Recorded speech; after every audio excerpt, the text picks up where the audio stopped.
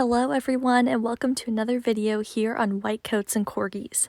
Today I'm going to be showing you a clip from the Premed Experience, which is a live virtual event that I put together for pre-meds to learn all about the admissions process, the MCAT, how to get their extracurriculars, and all things like that. I was so lucky to get 3 amazing medical school deans to volunteer to participate in the event. All right, let's go ahead and get started.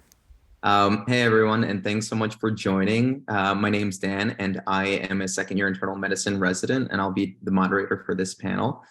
We're joined by 3 incredible deans and admissions experts here, and I want to give everyone the chance to ask questions in that Q&A, and I'll be looking through that. But first, I was hoping that the deans could introduce themselves. We can go one by one and just quickly sort of say where you're from and what your role is. So if we can start with Dr. Osborne. Hello, I'm Megan Boysen Osborne. I am the Associate Dean for Students, so I oversee admissions, student affairs, and diversity, equity, and inclusion at University of California, Irvine. Awesome. Dr. Liotta. Hello, everyone. It's great to be here. And I'm Rob Liotta, and I'm the Associate Dean for Admissions and Recruitment at the Uniformed Services University, the Health Sciences, and we're actually on the Walter Reed Bethesda Medical Campus, the National Naval Medical Center, Bethesda. So, and I'm great to be here with you today. And Dr. Amiri. Hi, everyone. I'm Layla Amiri. I'm the Associate Dean for Admissions at the Robert Larner College of Medicine at the University of Vermont.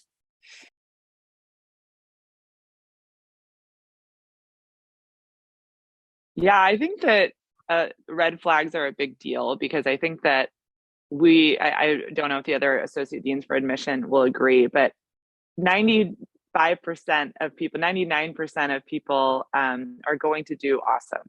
And I don't know necessarily that I'm always looking for that one superstar that's going to go change the world. I just want medical students who are going to do well in my curriculum. And I would much rather have 114 awesome, above average, amazing medical students than have 105 superstars and 9 medical students who are having a lot of trouble. So I think trying to identify those students who are going to have trouble either professionally or academically are oftentimes what I'm looking for in an application, trying to weed out some medical students for those who I think may not be successful at medical school. So some red flags that I see on applications are just number one, attention to detail. Medicine is a very detailed specialty. You have to make sure that you checked all your orders. They're for the right patients. You didn't accidentally put 2 milligrams in instead of 1 milligram. So when I see a lot of errors on applications, spelling errors, things like that, it makes me think that they didn't put the time in and this wasn't important to them. I've actually seen people send in drafts of their personal statement where there were things in parentheses like notes to themselves that they said, write about personal experience here in their personal statement. So obviously that's something that is not going to make it past the screening stage. So that's number one. Number 2 is letters of recommendation that clearly don't know the student or don't speak to them personally. I think that it's really important to choose your letter writers well and those who are going to write you a strong letter of recommendation. There's nothing worse than a kind of milquetoast letter of recommendation, so to speak. We like to see strong letters of recommendation. We kind of expect that. So that would be another thing. I have several other things that I can think of, but for the sake of time, I will pass it on back to you, Dr. Dan. Awesome, thanks. So, and you mentioned a green flag in there. So Dr. Amiri, actually, I want to ask you about green flags because I already asked Dr. Osborne about red flags. But here, Adriana asks, are there specific sort of things that are considered green flags on applications that you look for? Like, for example, speaking multiple languages or other things? So, that example in particular, speaking multiple languages, it's added value, obviously, particularly for, an institution that it's in a multicultural setting.